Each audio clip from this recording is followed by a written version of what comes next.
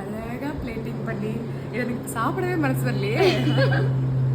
But நான் சும்மா சொல்லக்கூடாது, தப்பாக வச்சுக்காதீங்க. வெறும் ஹெல்த் மிக்ஸ் தான். நான் வந்து வெயிட் லாஸ் ட்ரிங்க் இது. அது வெயிட் கெயின் ஆயிட்டுக்கு அதை நான் தான் குடிக்கணும், இது அவன் குடிக்கணும். மாத்திட்டான். அதாவது நான் வேற இப்போ ஷூட்டுக்கு போறேன்னு சொன்னால வந்து எனக்கு நான் ரொம்ப ஹெல்த்தியா நான் போய் பயங்கர பிரிஸ்கா ஒர்க் பண்ணுங்கிறதுக்காக நிறைய ஃபுட் ஐட்டம்ஸ்லாம் கொடுத்துருக்கா. ஏன்னா அதுக்கப்புறமா பிசினஸ்க்காக ரிச்சி ஸ்ட்ரீட் போயிட்டு அலைய வேண்டிய வேலை எல்லாம் இருக்கு. ஃபுல் டே வந்து ரொம்ப பிஸியா இருக்கேனா, கொஞ்சம் ஃபீலிங்கா.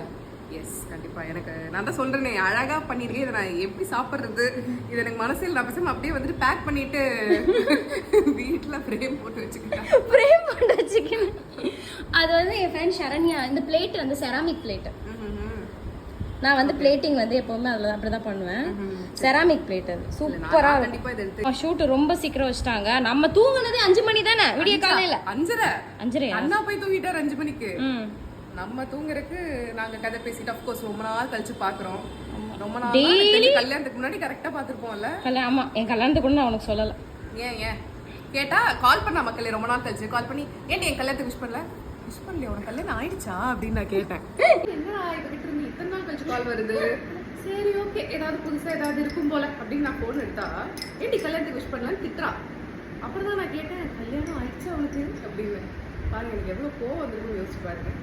மேடம் நீங்க என்ட்ரிக்கு குடிச்சதில்லை, சூப்பரா இருக்கு. அது டெய்லி குடிச்சுதான் வெயிட் ஏறி போனேன். கம்முனு